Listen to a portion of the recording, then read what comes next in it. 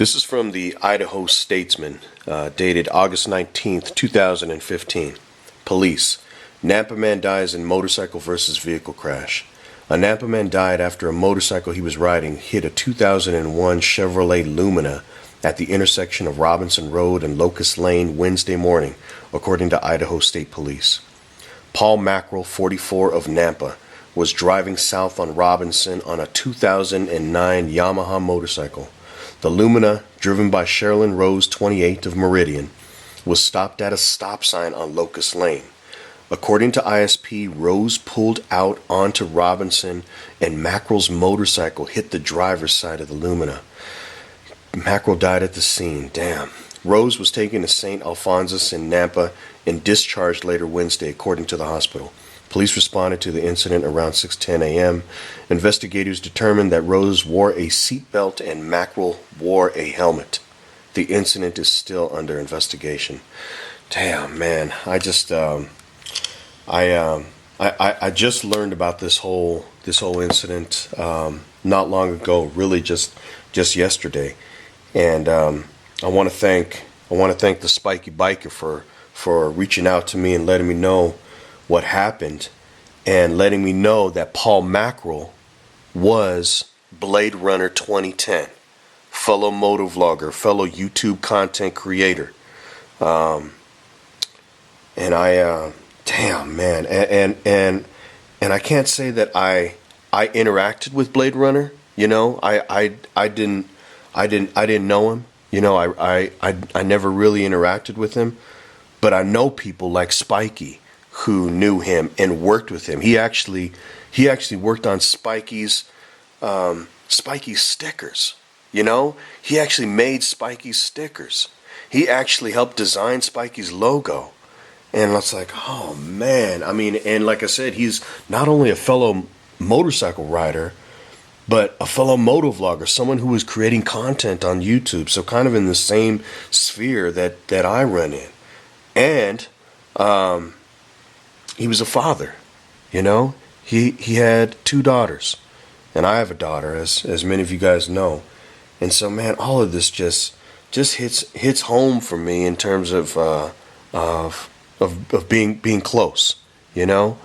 And oh man, I just wanted to call attention to the fact that this happened to Blade Runner, this happened to Paul, and for other riders out there, whether you're on 2 wheels or 3 wheels, or even if you're in their car, whatever. I mean, it doesn't matter at this point, you know. I mean, however you are out there on the road, man. But especially if you're in a vehicle that doesn't have the protection that's afforded to you in some other vehicles, or in vehicles like motorcycles that are smaller, and not on the radar screen of car drivers. I just remind me that damn, we've got to be just extra defensive, extra careful. I mean, extra, almost on the edge of paranoia. You know, I think there's kind of a healthy balance of not getting too comfortable while you're on the motorcycle, especially, and just to remember to ride like they don't see you, you know, because they don't see you. Ride like they don't see you because they don't see you, man. It's just, God, I mean, how many times do you hear that? How many times do you hear that? I didn't see him. You know, that's the first thing that they always say whenever someone hits a motorcycle. I didn't see him. I mean, what is it in the UK? They've got that saying, Smidsy. Sorry, mate, I didn't see you. You know? Oh man, it's just a reminder that you've got to ride like they don't see you. And Paul may have been riding like that, and there may have been nothing that he could have done to avoid that crash. But I just think the onus is on us. We can say all we want. We can try and teach the cagers to keep a lookout for us motorcycle riders, but at the end of the day, it's up to us to ride defensively. We don't have a choice. We have to. You know, we have to expect that someone's going to come out at us. like I said, kind of on that edge of paranoia.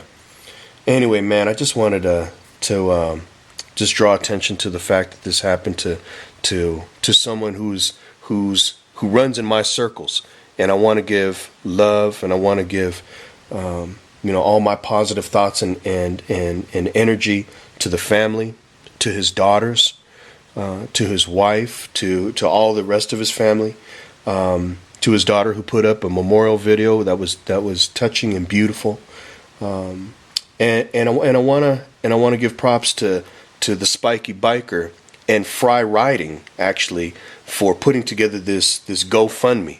So if you're interested in supporting the family, I'll put a link to this fundraiser that they're doing to support the family. And if you're interested in donating or being supportive, you can check that out. But at a minimum, man, just send positive energy to that family. They're obviously hurting and are going to need that energy. And at a minimum, just ride with care. Ride with a healthy degree of paranoia. Ride like they don't see you, because they don't see you. Man, that's why I say head up 100%. Always awake, always aware, always looking, always ready to swerve out the way. Just be careful out there, my fellow riders, my fellow YouTube content creators. If you're out there, never take your mind off the road. So anyway, with that, ride with confidence, head up 100%. Yeah, this is SoopaBee.